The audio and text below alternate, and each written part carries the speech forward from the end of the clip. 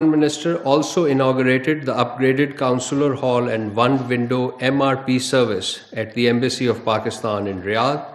This reflects government's commitment to better community facilitation and provision of more efficient and accessible public delivery to the overseas Pakistanis. During this week, Deputy Prime Minister, Foreign Minister, Senator Mohammad Ishaq Dar held telephone conversations with his counterparts from Algeria, Turkey, and Canada. The DPM-FM received a call last evening from Canadian Foreign Minister, Ms. Anita Anand. The two leaders discussed strengthening bilateral trade and investments, including sectors such as agriculture and mines and minerals, and collaboration under the Foreign Investment Promotion and Protection Agreement. The Canadian Foreign Minister thanked DPM-FM for facilitating market access to Canadian canola exports to Pakistan.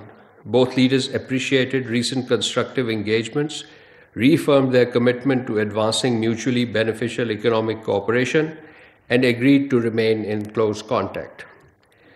The DPM Foreign Minister also spoke to the Foreign Minister of Algeria, Ahmed Attaf, on 29 October 2025.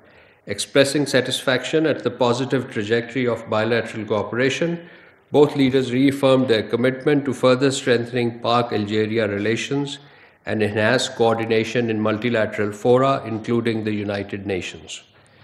The Deputy Prime Minister, Foreign Minister, also received a telephone call from his Turkish counterpart, Hakan Fidan, during which the two leaders discussed the evolving situation in Gaza and the next steps and modalities for achieving lasting peace in Palestine. The Foreign Minister, Hakan Fidan, invited the Deputy Prime Minister, Foreign Minister, to Turkey for the forthcoming meeting next week of the 8 foreign ministers of partner countries who were engaged on the sidelines of UNGA 80 in the diplomatic process on Gaza. Ladies and gentlemen, moving on to Afghanistan, the second round of talks between Pakistan and Afghan Taliban regime in the presence of mediators concluded in Istanbul yesterday evening. Pakistan participated in the Istanbul talks, which started on 25 October, in a good spirit and with a positive intention. The Istanbul round was initially scheduled for 2 days. However, in an effort to reach an amicable agreement with the Taliban regime, Pakistan side in earnest continued the talks for 4 days. Pakistan positively engaged with the Taliban regime without compromising on its clearly stated position that Afghan soil should not be used for terrorism against Pakistan. Pakistan does not seek further escalation of hostilities, but expects the Afghan Taliban regime to honor its commitment to the international community and address Pakistan's legitimate security concerns by taking concrete and verifiable actions against terrorist entities, including Fitna al-Khawarij and Fitna al-Hindustan.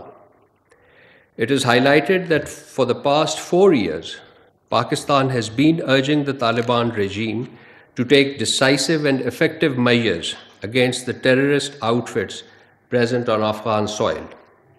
We repeatedly shared credible information about the presence of top leadership of Fitna al-Khawarij and Fitna al-Hindustan on Afghan soil with the Taliban regime. However, despite repeated assurances in the past, there has been a surge in terrorist attacks in Pakistan from Afghanistan. The consistent and total disregard of Pakistan's legitimate security concern by the Afghan Taliban regime for the past 4 years and the unprovoked aggression against Pakistan with the support of Fitna al-Khawarij on 11th and 12th October and later on 14th and 15th October led to violent exchanges across the international border. Pakistan decisively responded to Afghan provocation aimed at destabilizing the border area, facilitating terrorism, and furthering the Fitna al-Khawarij's nefarious designs. Pakistan will respond resolutely if provocations continue in the future. Pakistan has always been desirous of peace, stable, regionally and integrated and prosperous Afghanistan, which is at peace with itself and its neighbors. With the Taliban takeover of Kabul in August 2021, we expected the vision of regional peace and connectivity to be realized. In the same spirit, despite our various security concerns, Pakistan took many initiatives this year to support and help Afghanistan and extend a number of concessions to Afghanistan, especially for Afghan transit trade. We also elevated our diplomatic representation with Afghanistan from CDA to the ambassador level, and also agreed to extend CPEC to Afghanistan. The DPM foreign minister visited Kabul thrice, including on 17th July, to sign the agreement on the joint feasibility study of Uzbekistan-Pakistan-Afghanistan railway project. The government and armed forces of Pakistan stand ready to take all possible measures to protect Pakistan's sovereignty and ensure safety and security of its people. Pakistan would continue to remain engaged in the mediation process and hope for a positive outcome for the 6th November talks. Pakistan highly appreciates the constructive role of brotherly countries of Qatar and Turkey. They have been making their best efforts for an amicable and peaceful resolution of the issue. Ladies and gentlemen, moving on to the visit of Deputy Prime Minister and Foreign Minister of Poland, which concluded when we last met here on 24th October. Subsequent to our last briefing, both ministers signed a joint statement which took note of the shared historical ties between Pakistan and Poland and stressed the desire to strengthen bilateral relations and greater cooperation at multilateral fora. The two sides also discussed Jammu and Kashmir dispute and Ukraine, while emphasizing the peaceful resolution of conflicts in accordance with international law and the UN Charter. This week, Israel continued violation of Gaza peace agreement. Pakistan strongly condemns these renewed attacks by Israeli occupation forces in Gaza, which have reportedly resulted in numerous civilian casualties. These actions constitute a flagrant and clear violation of international law, as well as breach of recently concluded peace agreement. Such aggressive measures by Israeli occupation forces threaten to undermine the international efforts aimed at establishing durable peace and stability in the region. Pakistan calls upon the international community to ensure an immediate cessation of ceasefire violation by Israeli occupation forces. Pakistan also reiterates its principal position for the establishment of an independent and sovereign, viable and contiguous state of Palestine based on pre-June 1967 borders with Al-Quds al-Sharif as its capital. Moving on to European Union, this week the third session of Pak-EU Migration and Mobility Dialogue was held at Ministry of Foreign Affairs. Pakistan side was led by Director General Europe Irfan Ahmed and EU side by Deputy Director General Home Johannes Luchner. The two sides reviewed the discussion held the preceding day during the 16th Pakistan-EU Joint Readmission Committee and the third Pakistan-EU Talent Partnership Roundtable held at the Ministry of INC and the Ministry of OP and HRD respectively.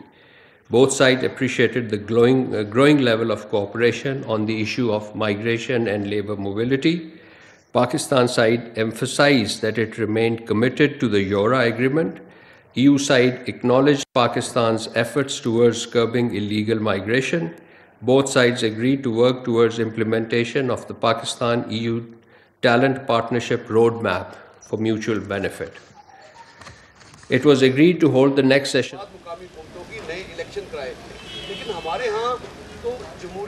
जी इस 140A में ये भी हमने मुतालबा रखा है कि third tier of government को भी गवर्नमेंट करार दिया जाए।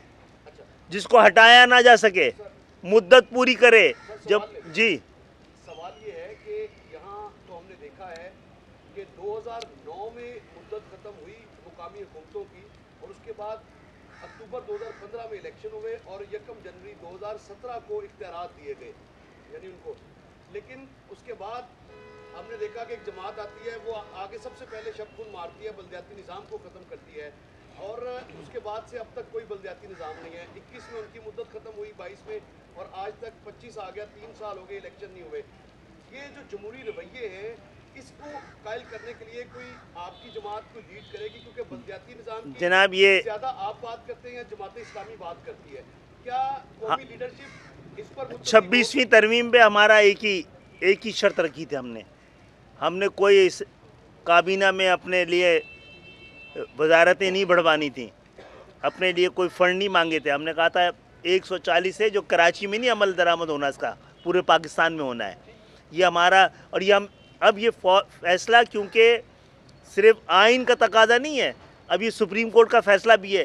یہ عیاشی صرف پاکستان کے حکمرانوں کو ہے کہ آئین کا آرٹیکل جو ان کو پسند آتا ہو اس پہ عمل کریں، اور جو ہم پسند نہ آتا ہو اس پہ عمل نہ کریں. اب یہ نہیں ہو سکے گا. دیکھیں، نہ کہنے کا موقع دیں ہم دنیا کو کہ پاکستان میں جب جمہوریت ہوتی ہے تو بنیادی جمہوریت ختم ہو جاتی ہے، اور جب آمریت آتی ہے تو بنیادی جمہوریت آ جاتی ہے. تو میرا